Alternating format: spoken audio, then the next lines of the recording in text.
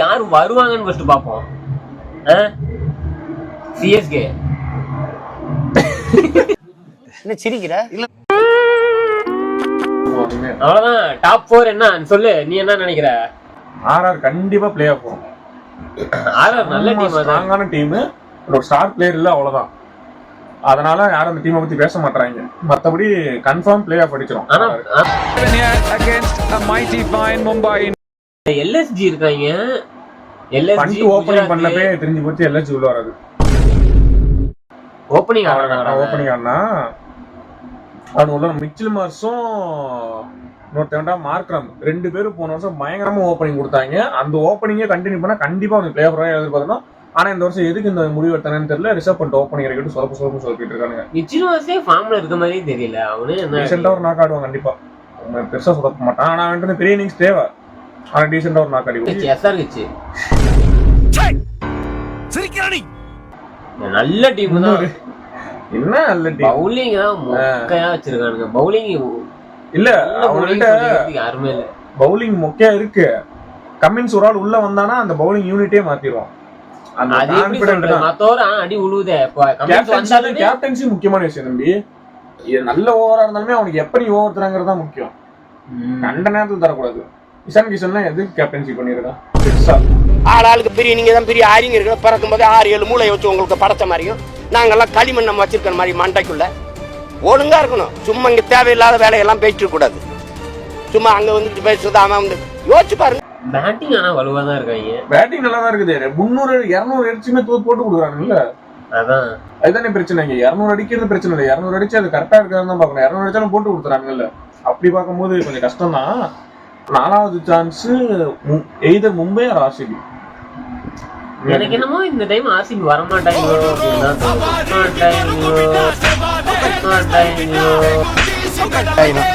கொளுத்தி எடுக்கிற பாருங்க உங்களை. சீசன்லயே ரொம்ப டீமே என்னடா இப்படி இருக்கு டீம்னு பார்த்தா சன்ரைசர்ஸ் சென்னை தான் அப்படி இருக்காங்களாட்டுக்கும். ஒரு யூனிட் தான் உன்னால அப்படி சொல்ல வைக்கும். சன்ரைசர்ஸ்க்கு பவுலிங் நீ எப்படி சொல்லலாம்? என்னதான் மத்த டீம் எல்லாத்துக்குமே ரெண்டுமே ஸ்ட்ராங்கா இருக்குல்ல ஓரளவுக்கு. அதுதான் சொல்றேன். அந்த 2 டீமுக்குமே பவுலிங் தான் பிரச்சனை. பேட்டிங்லாம் ஓகே தான். பேட்டிங்ல பிரேவிஸ் வரல சென்னையில. பிரேவிஸ் வந்தானா யோசிச்சு பாரு. கெய்க்வாடு, பிரேவிஸ், ஆயுஷ் மாத்ரே, சாம்சன் இதே பக்காவா இருக்கும் அவங்களுக்கு. சர்ஃப்ராஸ் கான் பாரு. சர்ஃப்ராஸ் கான் எல்லா மேட்சும் ஆடிடுறான். ஆனா அந்த 2 மேட்ச்லுமே குவிக்கா வந்து ஒரு இன்னிங்ஸ் ஆடி கொடுத்துருப்பான். அதுதான் தேவை அந்த இடத்துல மிடில் ஆர்டர். ஸோ பேட்டிங்லாம் பக்காவா இருக்குது. பவுலிங் யூனிட் கொஞ்சம் பிரச்சனை சென்னைக்கு. அது ஒண்ணுதான் பிரச்சனை. சொல்ல வைக்காது. டேய் அப்படியே சொல்ல வைக்காது. எனக்கு பிரேவிஸ் வந்தாலுமே என்னடா சென்னை டீமே இப்படிதான் இருக்குன்ற மாதிரி. ஏன்னா சென்னை டீமே இப்படிதான் இருக்குன்ற மாதிரி. அவனோட சொல்லி நிறுத்துங்களா? அவன் நிறுத்துற அது லூசுக்கு மட்டும் வந்துட்டு அமர்றான். வர நிறுத்துறான் அவனை. ஓப்பனிங் சாம்சன் இருக்கான். அவனுமே பாரு ஒரு இன்னிங்ஸுமே ஆட மாட்டான். 2 மேட்ச் விளாண்டா ஒண்ணுமே ஆடவே இல்லை. டீம்னாலே அப்படி இருக்காங்களோ என்னமோ அப்படி தெரியலடா. அப்படின்னு சொல்லிருக்காரு. ஆனா மேபி அந்த எக்ஸ்பீரியன்ஸ் இல்ல. இன்னும் தோனி உள்ள வந்தா தோனி ஒன்னும் பண்ண போறது இல்ல. அதாவது சிக்கலா ஒன்னும் பண்ண போறது இல்ல. பட் அந்த கேப்டன்சின்னு ஒன்று எக்ஸ்பீரியன்ஸ் ஒன்று இருக்குல்ல. அதுக்கு தானே கேப்டன் வச்சிருக்காங்க. இன்னும் ஜிடி நல்ல டீம். டாப் ஆர்டர் மட்டும் தான் பேட்டிங். அதுதான் பிரச்சனை. மிடில் ஆர்டர் பிரச்சனை. நல்ல பவுலிங் நல்ல டாப் ஆர்டர் இருக்குது. மிடில் ஆர்டர் பிரச்சனை அவங்களுக்கு. அதான் நல்லா இருக்காங்க. பிலிப்ஸ் இருக்கான். சாய் சுதர்சன், கில்லு, பட்லர், பிலிப்ஸ் டாப் 4 இது. அதுக்கப்புறம் யாரு ஹிட்டர்லாம் யாரும் இல்ல. தெவாட்டியா இருக்கான். தெவாட்டியா, இது ஷாருக் கான், ஒரு 2 பேர் இருக்காங்க. ஒரு அந்த அளவுக்கு ஸ்ட்ராங்கான ஒரு மெயினான ஹிட்டர் எடுத்து வைக்கிறது. அதாவது நீ ஒரு 15 ஓவருக்கு நீ ஒரு 150 ரன் அடிச்சு கொண்டு வந்து அந்த 15வது ஓவர்ல அந்த 4 விக்கெட் போகுதுன்னா அதுக்கு அடுத்த 5 ஓவர் அவங்களால மேக்ஸிமம் 60-70 அடிக்கிற மாதிரி. அது மாதிரி ஆள் இல்ல. அது ஒரு பிரச்சனை. அதே நேரம் செகண்ட் பேட்டிங்ல அது கண்டிப்பா இம்பாக்டா இருக்கும். ஏன்னா பினிஷிங் பண்றதுக்கு ஆள் இருக்காது. ஆமா இதுவே செகண்ட் பேட்டிங் வேற. செகண்ட் பேட்டிங் எடுத்தா சிக்கல். இப்ப இதுவே நல்லா அடிச்சிட்டு இருக்காங்க. இந்த இப்போ அவுட் இப்ப சுதர்சன் அவுட்னா மேட்ச் கொலாப்ஸ் ஆயிடும். அந்த மாதிரி இருக்கு அவங்களுக்கு. அதனாலதான் இல்ல நம்ம சொல்றது ஒன்றும் கரெக்டான ப்ரெடிக்ஷன்லாம் இல்ல. நமக்கு நம்ம பார்த்த வரைக்கும் ஸ்குவாட் அனாலிசிஸ் பார்க்கும்போது ஒரு டிசி, பஞ்சாப், ஆர்ஆர், மும்பை இல்லைன்னா ஆர்சிபி வரதுக்கான சான்ஸ் அதிகமா இருக்கு. அது வந்து 2 மேட்ச் வச்சு தான் சொல்றோம். இதுக்கப்புறம் இன்னும் 10-12 மேட்ச் இருக்குது. ஸோ அப்படி பார்க்கும்போது என்ன வேணாலும் மாறலாம். இது மிடில் ஆஃப் த சீசன்ல திரும்ப இன்னொரு ஆமாடா. இப்போ ஆனா அதே பாரு இப்போ பஞ்சாப், டெல்லின்னு எடுத்துக்கிட்டா எந்தெந்த இடத்துல எந்தெந்த பிளேயர்ஸ் வேணுமோ அந்தந்த பிளேயர்ஸ் இருக்காங்க. அந்தந்த இடத்துக்கு ஒரு முக்கியமான பிளேயர் வச்சிருக்காங்க. ஓப்பனிங்க்கும் சரி, மிடில் ஆர்டருக்கு, ஃபினிஷிங்க்கு, பவுலிங்க்கு எல்லாத்துக்கும் கரெக்டான ஒரு பிளேயர் இருக்காங்க. அதுதான் சிக்கலுங்க இவங்களுக்கு. ஆனா பஞ்சாப்லயுமே பெருசா பவுலிங் இருக்க மாதிரி எனக்கு தெரியல. ஏன் இல்ல, அர்ஷதீப் இருக்கான், மார்க்கோ யான்சன் இருக்கான், பவுலிங்லாம் இருக்குது. சகால் ஸ்பின்னுக்கு சகால் இருக்கான், சேவியர் பார்ட்லெட் இருக்கான். ஆஸ்திரேலியன் 5 ஆஸ்திரேலியன் பிளேயர் வச்சிருக்காங்க பஞ்சாப்.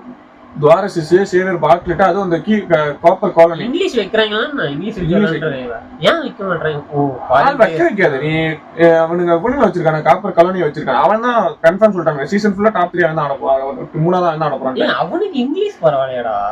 அவன் சூப்பரா விளாடுறான் இந்த சீசனு. அவன் இந்த சீசன் இல்ல, பிபிஎலும் சரி, ஆஸ்திரேலியாவும் வச்சிருக்காங்க உள்ள. அவன் பவுலிங்கும் போடுவான். அந்த காணல் இருக்கனால இப்ப ஓகே. காணல் இருக்கான், ஸ்டாய்னிஸ் இருக்கான், பார்ட்லெட் இருக்கான், துவாரசிஸ் இருக்கான். அதுலயுமே ஸ்டாய்னிஸ் கூட இருக்கான். ஸ்டாய்னிஸ் ஃபினிஷிங்க்கு ஸ்டாய்னிஸ் இருக்கான். ஸ்டாய்னிஸ் பெருசா இன்னிங்ஸ் எதுவும் ஆடல 2 மேட்சுமே.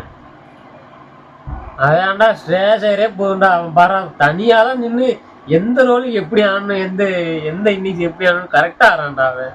அது இல்லாம யங்ஸ்டர்ஸ் எத்தனை பேர் இருக்காங்க.